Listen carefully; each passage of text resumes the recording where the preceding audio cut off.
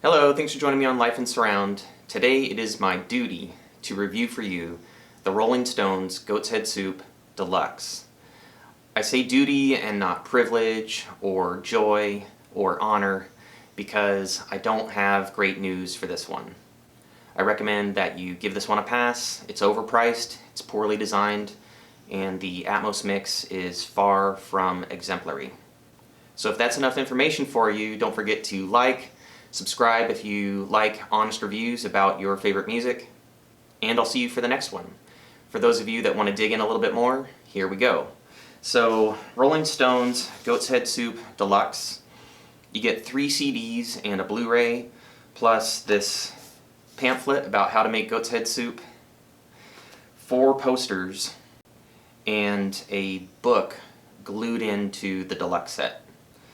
The CDs are the original stereo album on CD 1, rarities and alternative mixes on CD 2, the most notable of which, in my opinion, is Scarlet with Jimmy Page. You get a Brussels Affair concert from 1973 on disc 3. That's a really great concert. And disc 4 is the Blu-ray, which surround fans like myself are going to be most interested in. Fortunately, it does come in its own sleeve. The other discs slide in and out of the actual box set. Blu-ray contains some promo videos synced up to the stereo mixes, and then the whole album in lossless, high-res stereo, and Atmos. Alright, so musically, Goat's Head Soup, this was my introduction to it, and I'm glad that I've had the opportunity to dig in. I think this is a very solid Rolling Stone album. My standout tracks, like most people I think, would be Dancin' with Mr. D, Heartbreaker, and of course the amazing Angie. I also like the other album tracks reasonably well. I feel like the album flows and it keeps my interest, and it has a lot of variety all the way through to the end, from hard rockers to blues homages and a little bit of psychedelia. This album is very, very, very cool. So I do recommend this album musically, absolutely. I think that stereo is going to be the best way to go here. Alright, so let's talk about why I don't like the Atmos mix. The stereo for this album is punchy, especially Charlie Watts' drum kit. It's tight. The bass drum really has a lot of impact, and the snare and the rest of the kit are very crisp. It has a lot of presence, and the bass guitar is also really tight, so this album delivers a lot of groove on the groove-oriented songs. Unfortunately, when you put on the Atmos, and even when you level adjust to get them to sound about the same volume, which for me was about 10 dB, the presence of the drum kit really disappears, all but evaporates on the Atmos mix. Now, the Atmos mix does make excellent use of the surround field. You get everything from background vocals to pianos and other keys, string ensembles, guitar overdubs, and even guitar leads, plus horns. It just depends on what the arrangement of the song called for.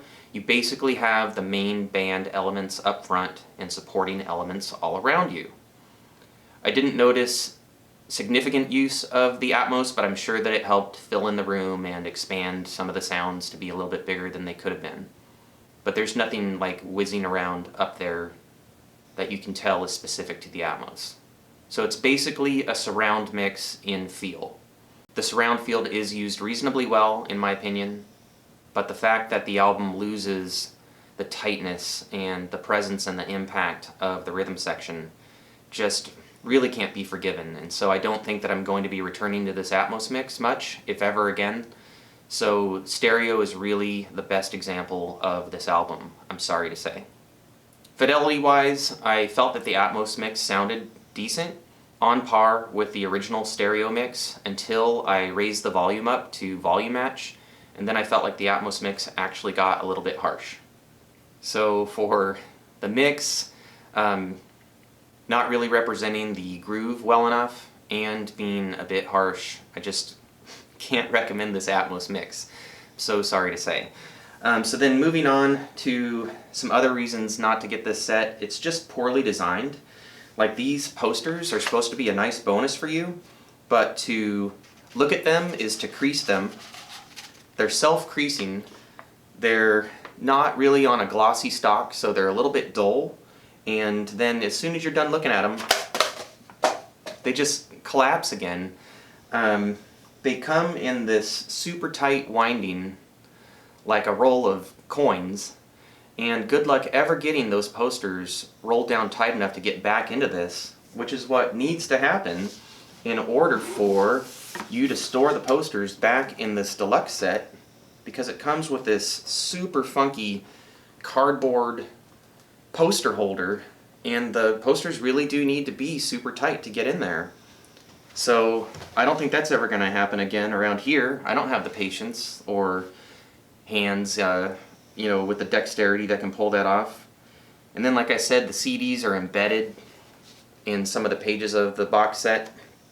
And this otherwise really awesome book, they glued into the back side. So you have to negotiate this super unwieldy set in order to ever read the book. And it's great. It's got a lot of history. I felt like I was learning a lot about the band just by skimming through and really just reading the captions and looking at the pictures. And it is super well done. You get the mixtape like photographs, which are always like my big thing. So man, I really wish I could like this set, but it's poorly designed. It's just self-creasing everywhere you turn.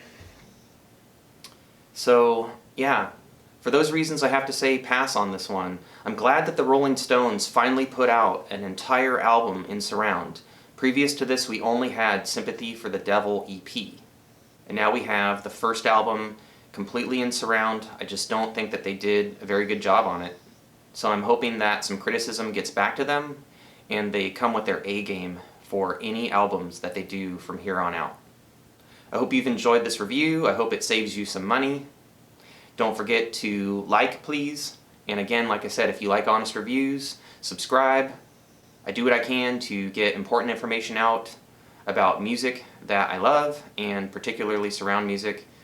So liking, sharing, commenting, subscribing all helps support what I do, and I appreciate it. And the only thing left to say this time, per usual, is live life in surround.